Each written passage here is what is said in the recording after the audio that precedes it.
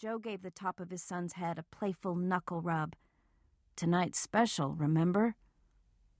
"'Cause the judge signed our paper today." "That's right. A very important paper. From here on out, you and I are a team." "For always and always?" "You got it." "You gonna be my offensive coordinator?" Since visiting the practice field, Zachary had become enthralled with every aspect of Joe's job as special coach for the San Milagros Bullets.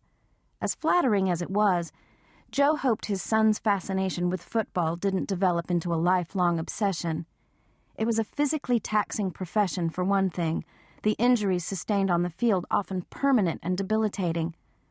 The sport could also be emotionally brutal, especially if fame and fortune came too easily to a young man unprepared to deal with it. 31 years old, with a bad marriage behind him and inches away from bankruptcy, Joe had experienced the downside of stardom. He wanted more than that for his kid, a lot more, namely a life filled with things that endured and truly mattered. "I'd like that," he replied huskily, thinking that most good fathers probably wanted to be an offensive coordinator of sorts, standing on the sidelines of life and offering sage advice before their kids went into the huddle. He drew a folded black ball cap from the pocket of his blue windbreaker. After slapping the wrinkles out against his thigh, he put the cap on, tipping the bill low over his eyes to partially conceal his face as he bumped the door handle with his hip. "You ready to scramble?" Zachary grinned. "Ready." Cool night air washed over them as Joe pushed outside. 2 teenagers stood off to the left, the girl a slender blonde, the young man dark with an athletic build. Arms locked, they studied a poster advertisement of an upcoming attraction and whispered softly, seemingly aware of only each other. For a frozen moment, Joe felt the years fall away, and he could almost believe he was seeing himself and Marilee, his first love a decade ago.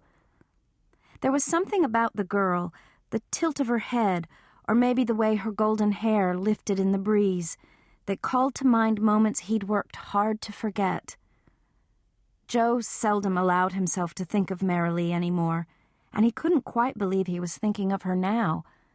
Even more surprising was that the memories still hurt. God, how he had loved her. Images of her moved through his mind, painted in such vivid strokes that he might have seen her only yesterday. Honey blonde hair, fathomless blue eyes, a smile so sweet it nearly broke his heart. "Daddy?" Joe jerked and refocused, feeling disoriented. His son was peering up at him with a perplexed frown, giving Joe cause to wonder how long he'd been standing there staring off into space.